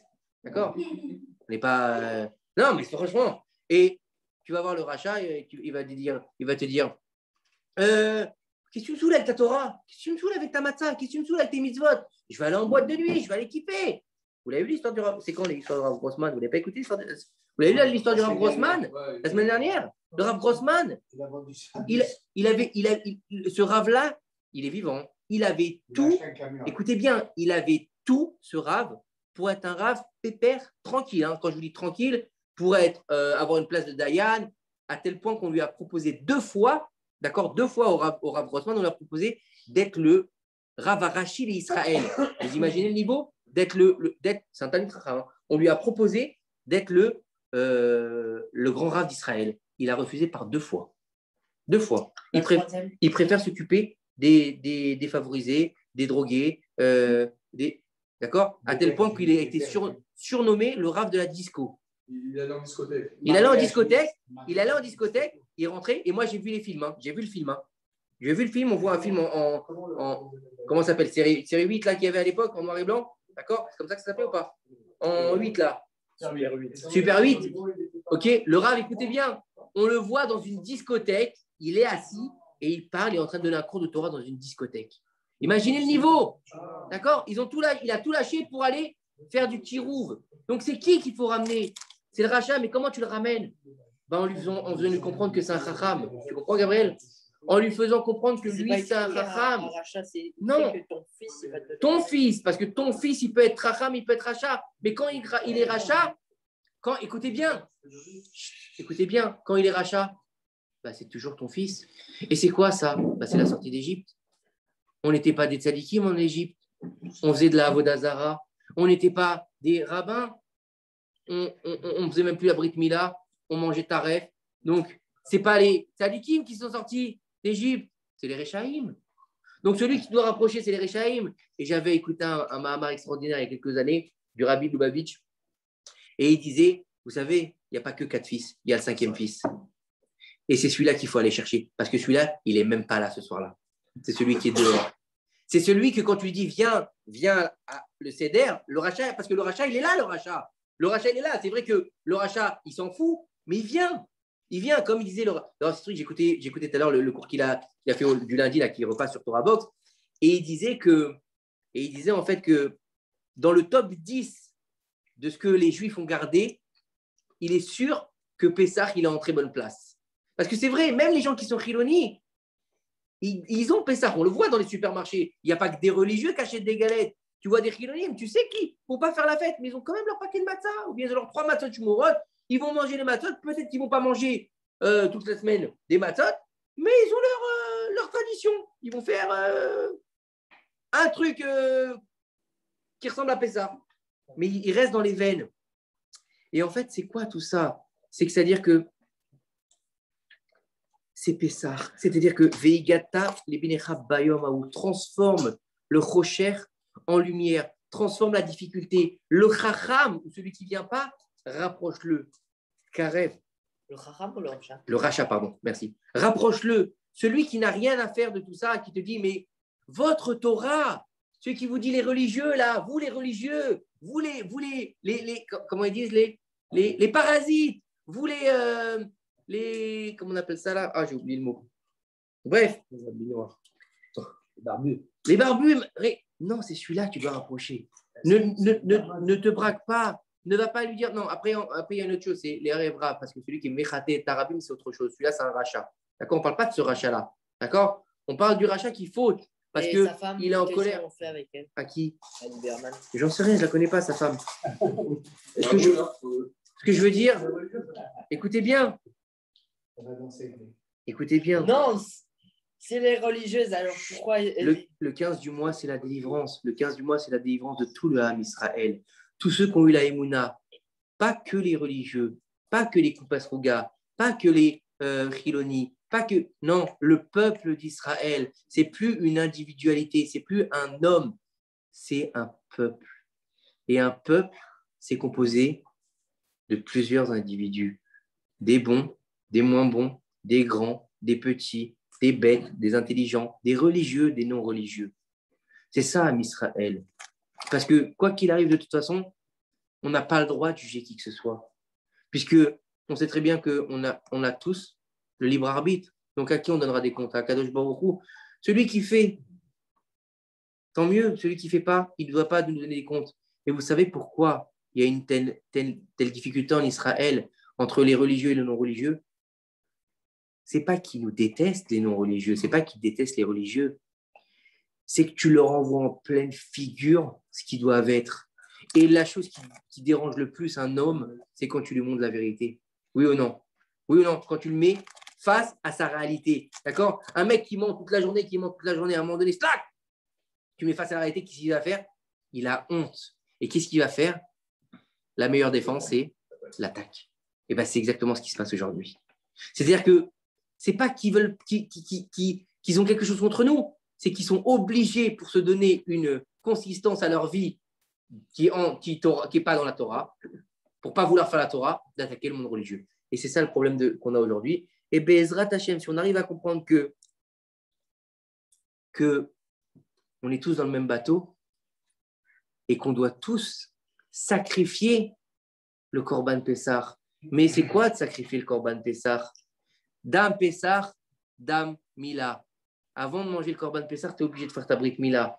Donc avant de pouvoir arriver à sortir d'Égypte, tu es obligé de faire quoi? Un sacrifice. Mais le premier sacrifice qui est plus important, c'est ton propre sacrifice. On ne parle pas de te couper la gorge, on n'est pas des là, on est bien d'accord. Mais c'est-à-dire que il va falloir que tu te regardes un petit peu et tu vas sacrifier ton ego. Tu vas sacrifier ta personne. Tu vas sacrifier ce que tu es pour aller vers l'autre, pour arriver à construire ce fameux peuple. Pourquoi? Parce que Kol Israël arrivim zelazé et bechol dor vayedor chayav adam yirotetmo kilu yatzam mitzrayim. Et c'est pas, il n'est pas sorti tout seul d'Égypte, c'est le Am Israël qui est sorti d'Égypte. Donc avec le méchant, avec le gentil, avec le chiloni, avec le religieux. Tous y sont sortis. Et d'arriver au Mahamad Arsinaï, c'est Am Echad im lev echad. D'accord? Comment tu fais si le méchant n'écoute pas ce peuple? Rapproche-le tant que tu peux. Tant que tu peux. Tant que tu peux. Rapproche-le, dis-lui une bonne parole. Merci, bonjour, comment vas-tu? Un sourire. On emmène une matzah, je ne sais pas, n'importe quoi. Tu n'es pas obligé de faire un cours de Torah. Encore une fois, aujourd'hui, c'est pas le truc. Vous savez, j'ai écouté justement un cours de Torah qui disait que quand Moshe Rabbeinu, il donnait des cours de Torah au début, quand il est venu avec les Ram Israël, personne ne venait à ses cours. Personne ne venait l'écouter. Ils n'en avaient rien à faire. Imaginez aujourd'hui, Moshe Rabbeinu, il donne un cours de Torah. Combien il va y avoir de personnes? Combien il y aurait de personnes à un cours de Torah de Moshe Rabbeinu? Même les plus gros chilonis, je crois qu'ils viendraient au cours de Torah, non? C'est Moshe Rabbeinu. C'est toujours comme ça. Quand il y a un cours, quand il y a le Hémet, c'est dur. Koshi, petit, c'est pas grave. Les gens ne vont pas venir. Mais tiens, bon, Tarzik Mahamad, insuffle la Emouna. C'est ça le but des cours de Torah. Parce que si la personne qui donne le cours, ou le Rav qui donne le cours, d'accord, son but, lui, c'est se faire mousser, d'accord, ou savoir de l'audit, d'accord, ou c'est d'être bankable sur YouTube, parce que vous savez qu'aujourd'hui, grâce à Dieu, avec YouTube, on peut faire de l'oseille, d'accord. Donc les mecs ont des 20 000 abonnés, et qui ont des 3 000 vues, 10 000 vues, en général, ils prennent de l'oseille. Je ne sais pas si c'est les rabbinim ou pas qui font ça, mais je parle de comment marche YouTube, d'accord. Mais à partir du moment où le type qui est 1 ou 10 ou 100, il est égal à lui-même et qui va donner son cours exactement de la même manière, avec la même intensité, qu'il y a 1, il va donner de l'intensité. Il y a 100, il va donner de l'intensité. Il va dire du vrai émet, il va se laisser porter par le émet. Il a réussi son histoire. Donc, le émet, c'est quoi? Ce n'est pas forcément un cours de Torah. Le émet, c'est aussi d'aller vers le voisin qui n'est pas religieux et de lui donner une matzah. C'est pas grave. Il va la manger, il va manger après du pain, c'est pas grave. Tu vas lui donner quelque chose qui le rattache à sa tradition. D'accord? Tu vas aider ta voisine pour lever ses courses de Pessah. D'accord? Parce que même s'ils ne sont pas religieux, ils ont acheté des courses. OK? Tout le monde se jette dans les supermarchés aujourd'hui. Ils ont acheté des courses. Une action, un sourire, une bonne parole. Bonjour, comment ça va aujourd'hui? Vous avez une petite mine, vous êtes sûr que vous allez bien? Ça vous a demandé quoi? Rien. Le problème n'est pas aussi que les plus grands religieux vivent entre eux en ce moment. Non, le problème, il n'est pas là. Le problème, il est que c'est depuis la création de l'État d'Israël, et je vais répondre à ta question, c'est que depuis la création de l'État d'Israël… Toi, tu vis bien à Ashkelon, tu as des voisins, j'imagine, qui sont frioniques. Oui. Alors que ceux qui vivent à Bnei-Brak, à Modi-Milit et à Oui. Bétar, etc. C'est un choix qu'ils ont fait. Mais alors, ils ont fait ce choix pour se protéger. Attends, je vais t'expliquer. Attendez. Il faut savoir… Attendez, mais laissez-moi finir. Vous savez que dans le Betsur Yaroum, il est marqué là-bas, le Betsur Yaroum, c'est l'explication de Tania, il y a marqué là-bas que tout le monde n'est pas en mesure de rapprocher les cœurs. Tout le monde n'est pas en mesure. Parce qu'il y a des gens, il faut savoir qu'à partir du moment où tu vas faire du kirouv, tu risques de tomber. Pourquoi? Parce qu'en fait, c'est le système des vases communicants.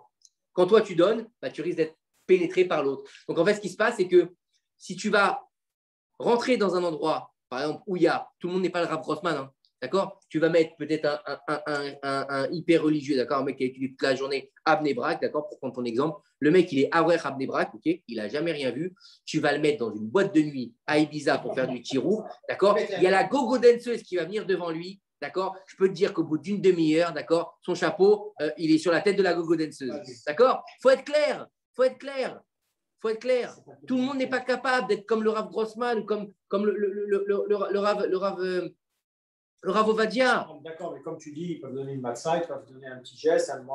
Oui, mais encore une fois, des fois, ils le font. Il faut savoir qu'ils le font. Mais des fois aussi, certaines personnes ont peur. Franchement, c'est la peur. Et le problème qu'il y a, pourquoi ils ont peur, je vais expliquer pourquoi. C'est que c'est tout le système du racisme, tout simplement. Pourquoi? Qu'est-ce que c'est le racisme? C'est la peur de l'autre.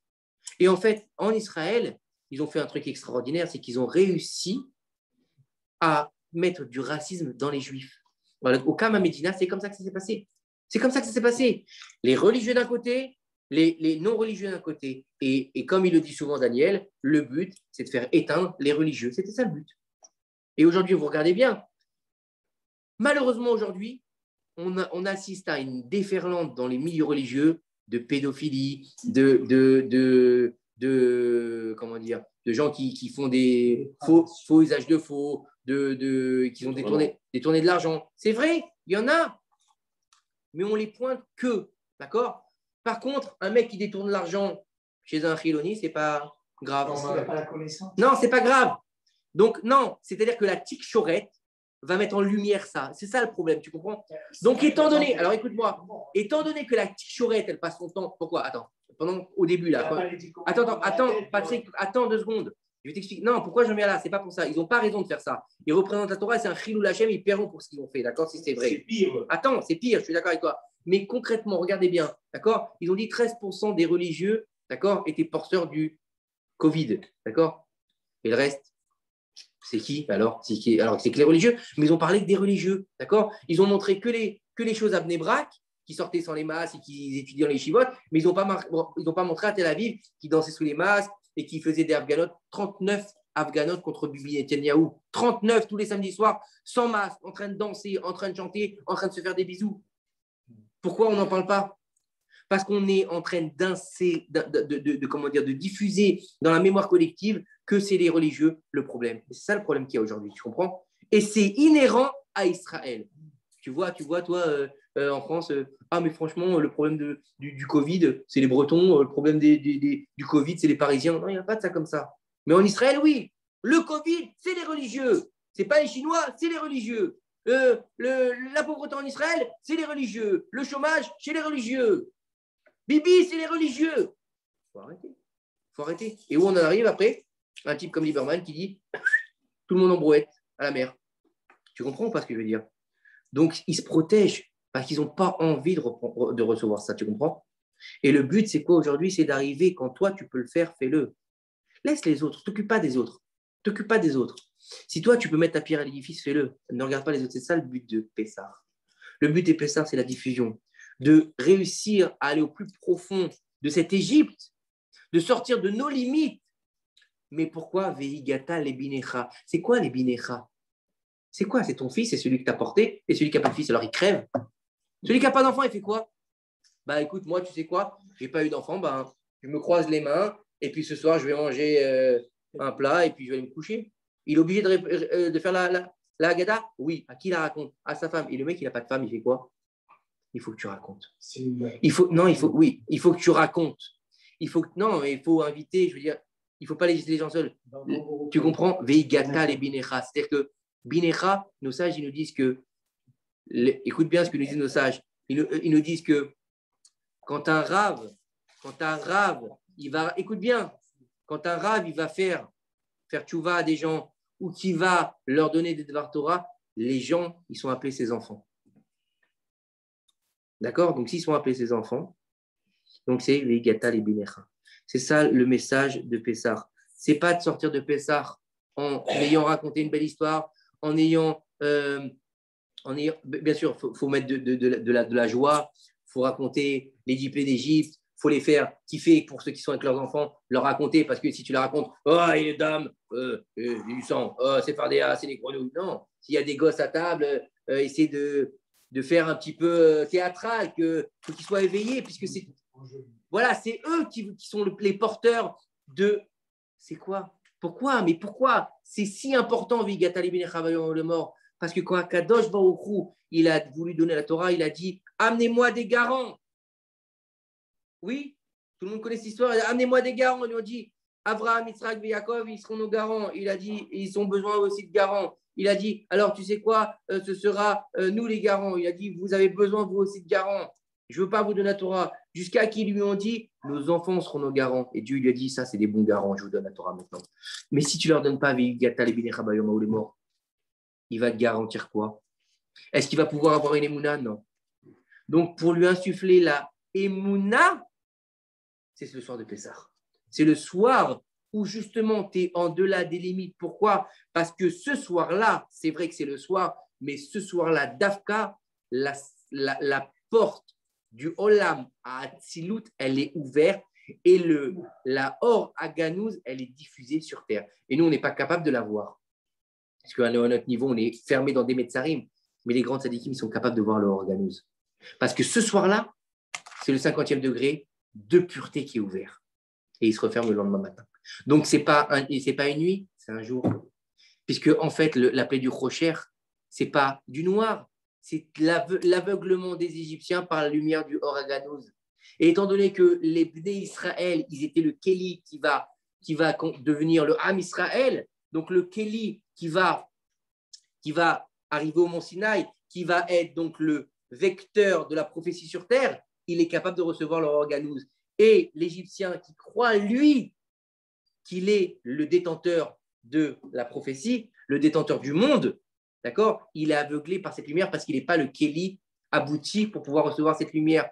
Et qu'est-ce qui se passe? Eh bien, un, il va vivre et l'autre, il va mourir.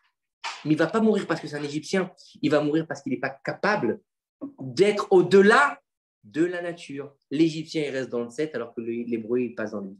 Et c'est ça la différence. Et c'est ça le Inyan de Pessah. C'est de passer du 7 au 8. Et c'est ça qu'il faut qu'on fasse quand? Samedi soir. Donc, samedi soir, c'est bien de manger du mtsuki, c'est bien de boire une anisette, c'est bien tout ce que tu veux. C'est ça le plus important.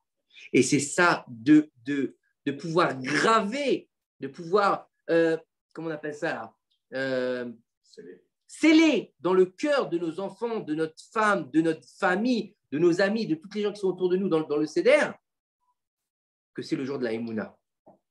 Et le jour de la Géoula, pour répondre à Binyamin, et on va venir sur ça avant le Midrash, le jour de la Géoula, c'est quand? C'est Shvi'i Shel Pessah, le 7e jour de Pessah. Pourquoi? Parce qu'il faut que tu saches que, je ne sais pas si vous savez, mais Moshe Rabbeinu, il a joué fine avec Pharaon, il lui a menti. Il ne lui a pas dit la vérité. Il lui a dit, tu sais, Pharaon, on va partir pendant 3 jours et après 3 jours, on revient. Alors Pharaon, il lui a dit, quand même, franchement, hey, le mec, pour 3 jours, il a pris 1 an dans les dents. Hein. 1 an, ça a duré un lidiplé. Un peu plus d'1 an, 1 an et demi à peu près comme ça. Il y en a qui disent 1 an et demi. D'accord? Donc Pharaon, il prend pendant 1 an dans les dents pour les laisser sortir 3 jours. Au bout de 3 jours, les explorateurs qui étaient, pas les explorateurs, les espions qui étaient avec eux, ils leur disent, ils repartent donc en Égypte, ils disent à Pharaon, ils ne reviendront jamais. Ils se sont cassés, ils ont pris la clé des champs. Qu'est-ce qu'il fait Pharaon? 600 chars, hop, toute l'armée d'Égypte, et il y va. D'accord? Combien de temps ça lui a pris? 1 jour. Combien de temps ça a pris au Bnei Israël d'avancer? 3 jours. OK? Combien de temps ça a pris aux espions de revenir en Égypte? 3 jours. Combien de temps ça a pris à Pharaon de se rapprocher du camp des Bnei Israël? 1 jour. 3 plus 3, ça fait 6, plus 1, ça fait 7. On est le Shvi'i Shel Pessah. Le Shvi'i Shel Pessah, qu'est-ce qui s'est passé, Benjamin? On en parlera, si Dieu veut, la semaine prochaine. Kiryat Yamsouf. Kiryat Yamsouf, c'est là la vraie libération. Pourquoi c'est là la vraie libération? Parce que demander à un esclave, si vous connaissez un esclave, je ne sais pas si vous connaissez, mais bon, imaginez, vous avez un esclave, pendant 30 ans, il a été esclave. Le mec, il s'est fait défoncer la tête, il a été esclave. Un jour ou l'autre, d'accord, on lui dit, t'es libre. D'accord? Toute la journée, il va marcher en se retournant. Pour voir quoi? Si son maître, il n'est pas derrière lui. Les Égyptiens, ils étaient encore en vie. Donc, les Bnei Israël, ils avaient la peur qu'ils viennent les récupérer. Mais à partir du moment où ils ont vu Met al-Sefat Hayam, mort sur le rivage, d'accord, ils étaient sûrs qu'ils étaient libres. Et si vous regardez bien, encore une fois, on a dit que Pessah, c'est la fête de la bouche. Oui ou non? De la bouche. Pessah, ok, la bouche qui est propre par rapport à Paro, la Péra, la mauvaise bouche, d'accord? Met al-Sefat Hayam. Sfat Hayam, c'est quoi? C'est pas le rivage. Sfat, c'est les lèvres de l'eau. Encore une fois, on parle de la bouche. Et pour arriver tout ça au niveau de la pureté, pour recevoir quoi? Ils ont entendu et ils ont vu les sons de quoi? Mahamad Arsinaï. Donc, encore une fois, on arrive tout ça pour le cheminement, pour arriver à la bouche d'Akadosh Baruch Hu qui va nous dévoiler la Torah. Voilà ce que c'est la fête de Pessah. Bezrat Hashem. Allez, on y va. On finit Siyum de notre livre entamé il y a je ne sais pas combien de temps, c'est le 2e tome. On continuera le 3e tome si tu veux. Naphtali, il va donner son testament. Avant de mourir, Naphtali, il a dit aux enfants de Yaakov, non, pardon, à ses enfants. Donc la semaine dernière, on avait vu le testament de Yosef. Ce soir, on voit le testament de Naphtali. Et il leur dit, écoutez mes dernières paroles. Je ne vais pas vous demander beaucoup, leur dit Naphtali. Je vous demanderai pas de faire ce qui vous est impossible de faire. Je vous demande de servir à Kadosh Baruch Hu. Écoutez, c'est Naphtali qui dit ça avant de mourir. Je vous demande de servir à Kadosh Baruch Hu avec un cœur pur et de garder ses mitzvot. Aujourd'hui, vous suivez la halakha, mais dans le futur, il se peut que votre Yetzer Hara, il va vous comment dire, prendre le dessus sur vous. Et surtout, lorsque vous allez rentrer en Israël, lorsque vos enfants et petits-enfants rentreront en Israël, quand il y aura l'abondance et qu'ils manqueront de rien, ils pourront peut-être oublier qui leur a donné tout ça et en venir à fauter.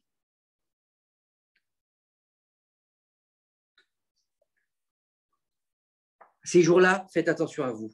N'oubliez pas d'ordonner à vos enfants et qu'ils ordonnent à leurs enfants de ne pas se rebeller contre Akadosh Baruch Hu, que Dieu nous en préserve. Qu'il n'y a pas comme lui, car c'est lui qui fait les choses aussi bien dans le ciel que sur la terre. Seulement Akadosh Baruch Hu, vous devez croire, et juste lui, vous devez le servir de tout votre cœur. Shiboud Mitzraïm. Là, la servitude d'Égypte commence à cause de la faute des Bnei Israël. Après, je vous dis, ça tombe pile poil avec Pessah, notre Midrash. Après la mort de Yosef et de ses frères, il s'est levé une nouvelle génération, des Juifs qui n'ont pas suivi le chemin de leur père. Ils se sont mélangés avec les Égyptiens. Ils ont appris de leurs actions, de leurs mauvaises mœurs. Et ils se sont comportés comme eux. Ils n'ont pas écouté la voix de Aaron à Cohen, qui les a mis en garde sur la punition qu'ils recevraient s'ils ne reviendraient pas en Teshuvah. Et ils ont continué à fauter. Akadosh Baruch Hu, il a vu les mauvaises actions des enfants d'Israël et il a dit, puisque les enfants d'Israël ont annulé les mitzvot et ne les ont pas gardés, moi aussi, je vais annuler mon amour pour eux. Je vais annuler l'amour que les Égyptiens ont pour eux. Et les Égyptiens ne leur donneront plus de respect. Et il commencera les souffrances pour le peuple d'Israël. Au même moment, ils ont commencé, les Bnei Israël, à être asservis en Eret Mitzraïm. Les serviteurs de Pharaon, ils se sont plaints des Bnei Israël qu'ils prenaient les places les plus importantes, que c'était les gens les plus nobles, que c'était les gens les mieux placés en Égypte. Pharaon, il a crié contre les Juifs et il a demandé à ses serviteurs de les interdire de rentrer dans les endroits importants. Ça vous rappelle rien, ça? Shoah. La Shoah. Et ils ont commencé à faire du mal aux Bnei Israël. Ils ont commencé à faire de leur vie une amertume. Ils leur ont enlevé leur nom, ils leur ont enlevé leurs habits, ils leur ont enlevé leurs cheveux, et ils leur ont enlevé leur nom, ils leur ont donné un numéro. Ça vous rappelle rien? C'est exactement le même, toute dignité. C'est ce qu'ils ont fait en Égypte et c'est ce qu'il a fait Marchemo Hitler. Ils avaient gardé leur nom, il me semble. Les Égyptiens ont changé le nom des Hébreux. On l'a vu avec qui le premier? Avec Yosef. Il l'a fait appeler comment, Pharaon? Safnat Parnéa. Il changeait les noms. Comment elle s'appelait? Ils ont gardé une seule chose. Laquelle alors? Hein? Eux, ils ont gardé leur nom. Mais les Égyptiens, Égyptiens leur ont enlevé toute dignité. C'est-à-dire que, regarde bien, la mère de Moshe, elle s'appelle Yochevet, sa sœur elle s'appelle Myriam, il l'appelle Shifra et Poua. Il voulait enlever l'essence parce qu'ils savent que dans le nom, il y a l'essence du judaïsme. D'accord, comme chez les Indiens. D'accord. Aigle, voilà. Gentil poney qui trotte. Et ils ont commencé à les asservir Befarer. Et Befarer, c'est quoi? Avec dureté. Et c'est pour ça qu'on fait tous les signes de la Haggadah. D'accord? Au début, c'était doux et après, c'est devenu Befarer. D'accord? C'est pour ça que la charosette a la couleur du mortier, mais qu'elle est douce aussi.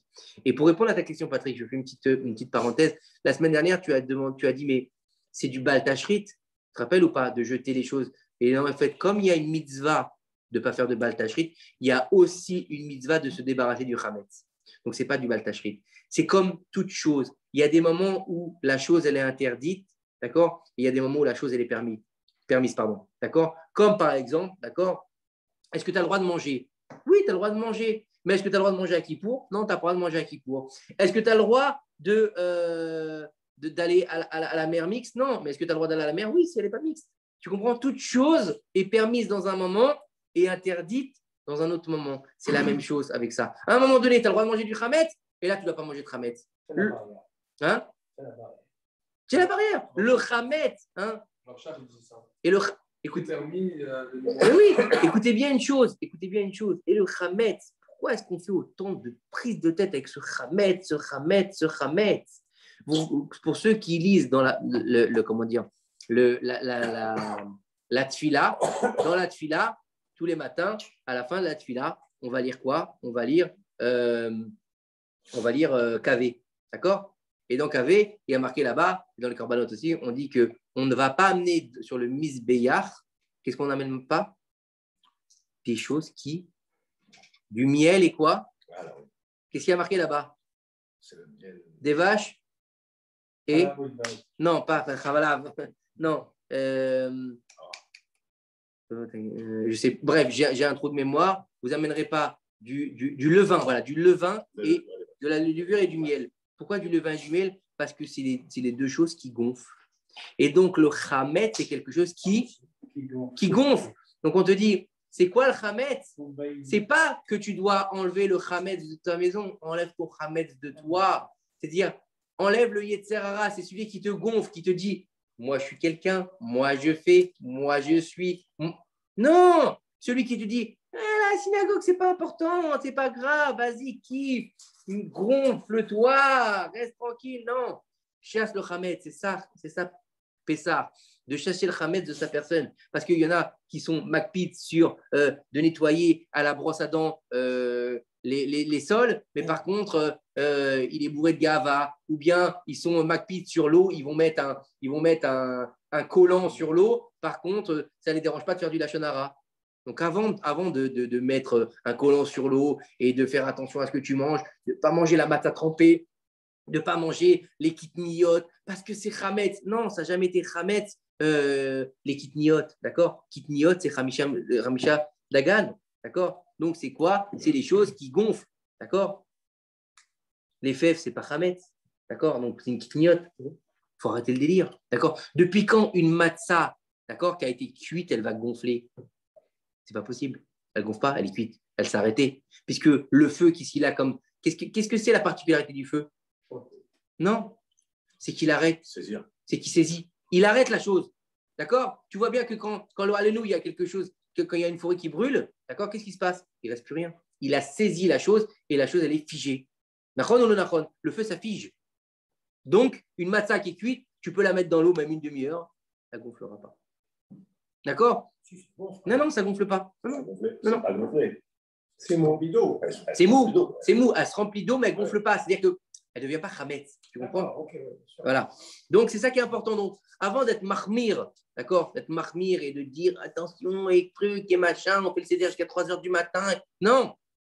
Avant d'être mahmir, sois mahmir sur ta personne et fais sortir le chametz.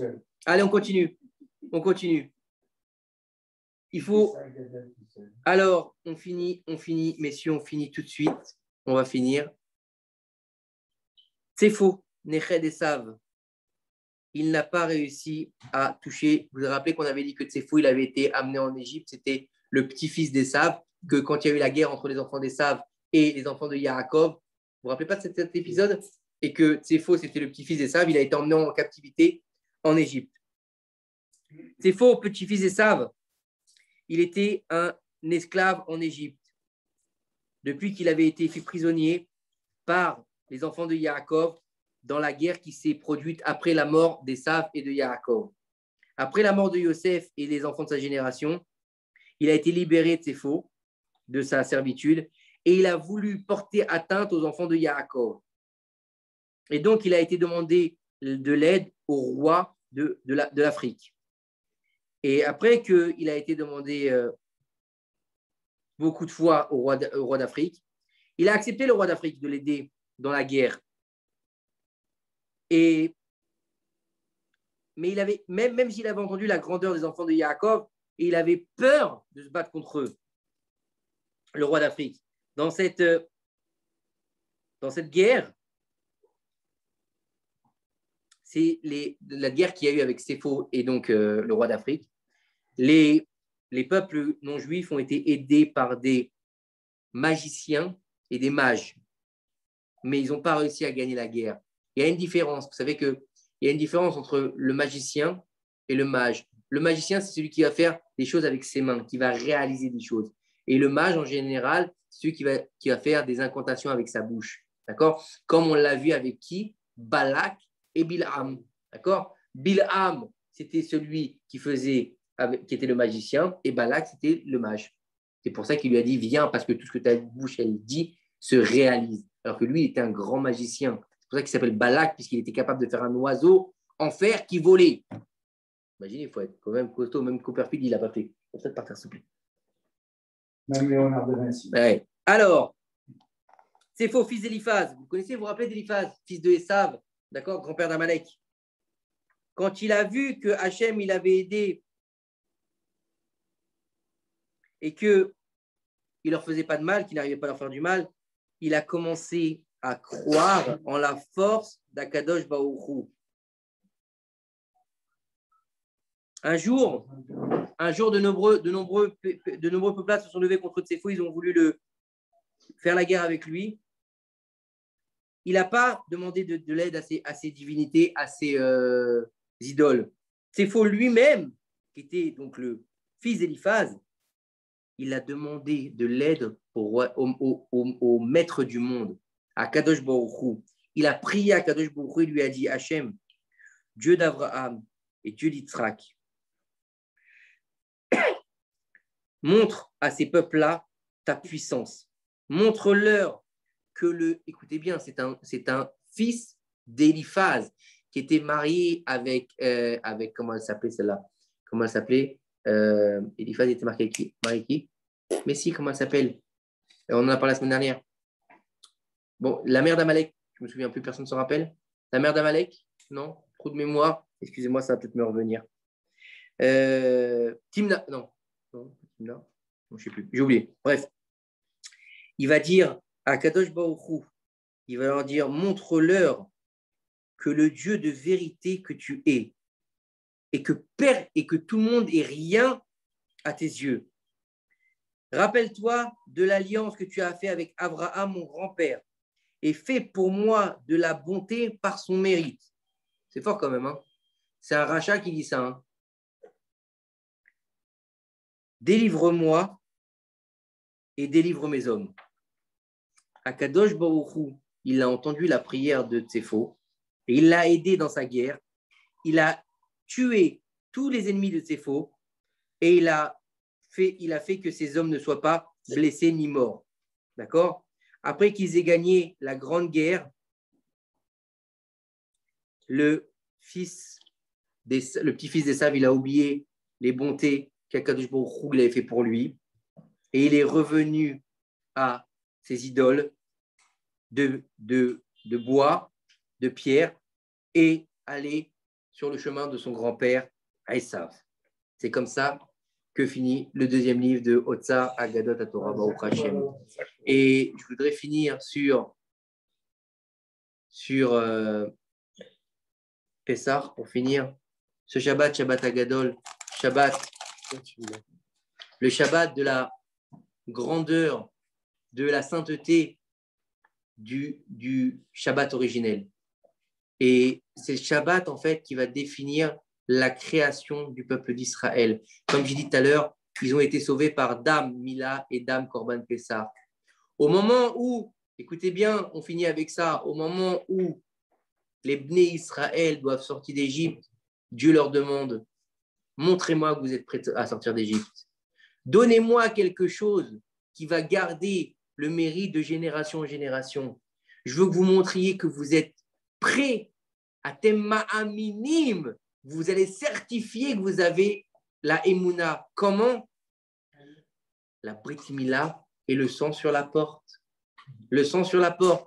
On a mélangé les sangs et on les a mis sur la porte. L'agneau aussi, non?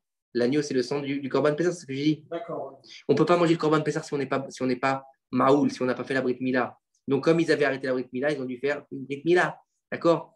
Et imagine, donc aujourd'hui, 10 du mois de Nissan, c'est ce soir le 10 du mois de Nissan, ils prennent l'agneau, d'accord, qui est le dieu de l'Égypte.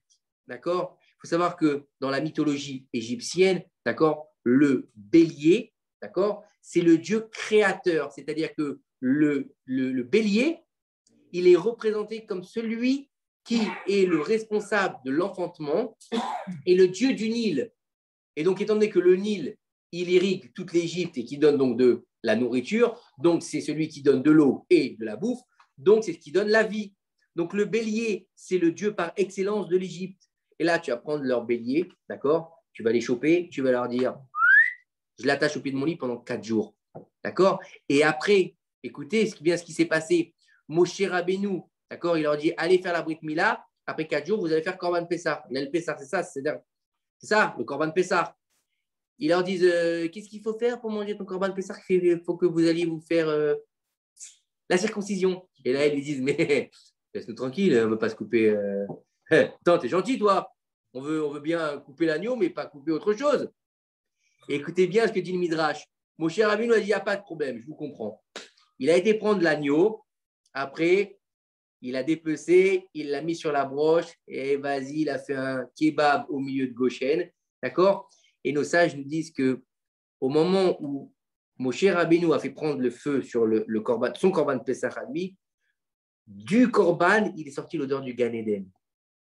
Il a été tellement fort qu'elle s'est répandue dans tout Goshen, cette odeur. Et à ce moment-là, Bnei Israël, ils étaient tellement fous de cette odeur, ils sont venus, ils ont dit, donne-nous à manger. Vous voulez manger? Allez faire la Brit Mila. Et c'est pour ça qu'ils ont été faire la Brit Mila, grâce au korban de Moshe Rabbeinu. Et en fait, il leur a dit, montrez-moi que vous êtes capable de faire Messirut Nefesh. Vous imaginez, les Égyptiens, ils viennent de passer 9 plaies. Ils détestent les Juifs, d'accord? Le Juif, il va et lui dit, un petit agneau, s'il vous plaît, un petit kebab. Hop, l'Aïd el-Kibir, c'est ça en fait que vous croyez. Vous croyez que c'est quoi l'Aïd el-Kibir? Vous croyez que c'est une fête? Non, c'est l'histoire de l'agneau pascal. Et donc, il lui dit quoi? Il lui dit, qu'est-ce que tu vas faire avec l'agneau? Il lui dit, bah, tu sais ce qu'on va faire? Pendant 4 jours, on va le mettre au pied de notre lit. Donc, imaginez un truc, hein. Il veut bouger l'agneau. Comment c'est? Il bêle? Il fait quoi là? Hein? Il bêle, il fait ses besoins, il crie, il n'est pas content. Et l'autre, il passe, il dit, tu vas faire quoi avec mon agneau? Tu vas faire quoi avec mon Dieu? Il lui dit, ben, dans 4 jours, on va zigouiller ton Dieu. D'accord? Les Égyptiens, et ils lui disent, et tu sais quoi? Et toi, tu vas mourir. Et toi, tu vas mourir. Ce Shabbat, de Shabbat Agadol, d'accord? Les Égyptiens, ils se sont levés, ils ont tué des milliers d'Égyptiens. Ils ont dit, laissez-les partir, on en a marre, on n'en peut plus. Ils ont fait plus de morts que dans la plaie de Makat Bechorot. Et pour finir, Les Égyptiens ont tué d'autres Égyptiens. Les premiers-nés se sont levés, ils ont tué. Les premiers-nés se sont levés. Et on va tuer l'agneau et après vous allez mourir, ils leur ont dit. Les premiers se sont levés, ils ont été voir Pharaon, les ministres ont dit, laissez-les sortir. Non, mais on va crever. C'est pas grave. Et pourquoi ils n'ont pas tué un pharaon alors? Parce que Pharaon, il était intouchable, c'était un magicien. Écoutez, ouais, écoutez bien la fin. Écoutez bien la fin. Il y a marqué, Écoutez bien, et c'est ça la force de Pessah. Pourquoi est-ce que c'est l'El Shimurim? Akadosh Baruch Hu, il leur dit toutes les 9 plaies d'Égypte. Écoutez bien, les 9 plaies d'Égypte, les 9 plaies, qui est-ce qui va les annoncer et les mettre en place? Moshe et Aaron. D'accord? 3 premières, c'est Aaron, après c'est Moshe, après c'est Moshe et Aaron ensemble. Il y a tout un niveau. C'est bien expliqué dans la Gada. Il y a un truc qui est formidable dans la Gada. Vous arrivez à trouver cette explication, elle est magnifique. Vous voyez qu'en fait, les 3 premières plaies, elles sont sous la terre. Après, les 3 plaies d'après, elles sont au niveau de la terre. Après, les trois plaies, elles sont au-dessus de la terre. Et la dernière plaie, en fait, elle prend toutes les plaies. C'est un niveau exceptionnel. Bah oui, Makadbe Chorot, c'est Akadosh Baruch Hu lui-même. Écoutez bien pourquoi elle est importante, cette plaie. Pourquoi c'est l'essence là de la sortie d'Égypte. Parce que Dieu, il dit au Ham Israël, l'eau à l'aider Saraf, l'eau à l'aider Malach, l'eau à l'aider Shaleach, Rak Ani. Akadosh Baruch Hu dit, écoutez bien la dernière plaie, ni Moshe, ni Aaron, ni j'envoie une bête sauvage, ni j'envoie du sang, ni j'envoie DHL, ni j'envoie UPS. Il n'y a pas, il a dit, ce n'est pas un ministre qui va y aller. Donc il ne va pas dire, ni j'envoie Gabriel, ni j'envoie Michael, ni j'envoie pas ça. J'envoie pas non plus l'ange destructeur. Je ne l'envoie pas à celui-là. D'accord? Qui s'appelle Angela, truc machin. Bon, bref. Il dit, j'envoie pas Moshe, j'envoie pas Aaron, j'envoie pas une armée, j'envoie pas des sauterelles. Moi-même, je vais descendre. Moi-même, je vais descendre. Donc, en fait, quand on dit que pourquoi il n'y a pas eu, pourquoi dans toutes les maisons d'Égypte, il y a eu des morts? Pourquoi? Parce qu'au moment où il descend à Kadosh Baruch Hu sur terre, l'infini, il rentre dans le fini. Donc, en fait, qui est-ce qui est capable de supporter cette lumière? Le Bnei Israël, mais pas les autres. Il n'y a pas eu que des Égyptiens qui sont morts.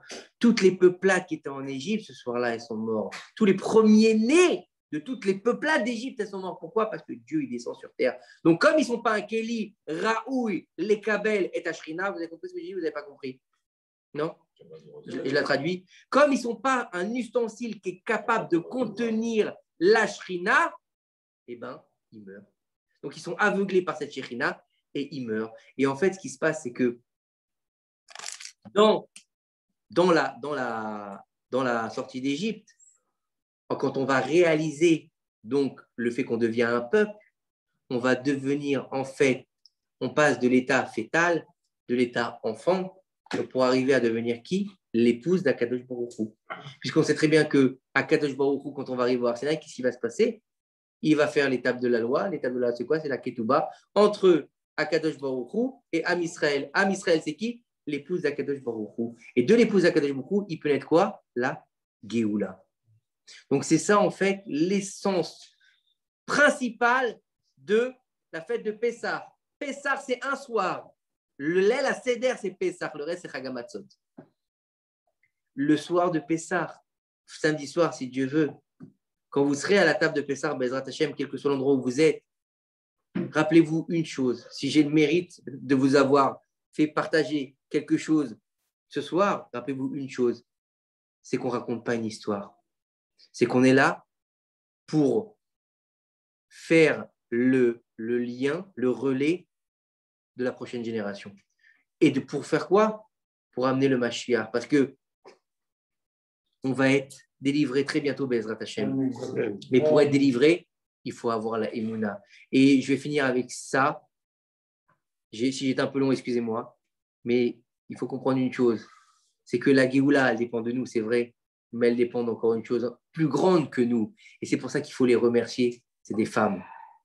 C'est parce que la première Géoula a été faite par les femmes, la dernière Géoula sera aussi faite par les femmes. Donc, respectez-les, aimez-les, donnez-leur des compliments et aidez-les à oui, avec modération, et aidez-les aussi à prendre leur rôle, par excellence. Le rôle par excellence, c'est la femme juive. La femme juive, c'est celle qui construit. C'est la bina. L'homme, il est chokhma et elle est bina. Et pour arriver à tout ça, c'est da'at. Donc, en fait, qu'est-ce qu'il faut faire pour tout ça? C'est-à-dire qu'il faut rallier la chokhma avec la bina pour arriver au date. C'est-à-dire que pour arriver au savoir, pour arriver à la quintessence, donc c'est quoi le Olam Ha'atzilut, le soir de Pessah, faire l'équilibre entre le mari et la femme, entre la Shrina et Akadosh Baruch Hu, entre Am Israël et qui? Et Hachem. Et c'est où est-ce que ça se trouve tout ça? Où est-ce que ça se trouve ce que je viens de vous dire? Shir Hashirim. C'est pour ça que le soir de Pessah, il faut lire Shir Hashirim. Parce que Shir Hashirim, c'est la plus belle histoire d'amour entre un homme et une femme. Mais en fait, ce n'est pas les feux de l'amour chez nous. Shir Hashirim, c'est quoi? C'est la plus belle histoire d'amour entre Kadosh Baruch Hu et le Ham Israël. Chag Sameach, Baruch Adonai l'Olam, Amen ve Amen. Arrêtez, c'est tout?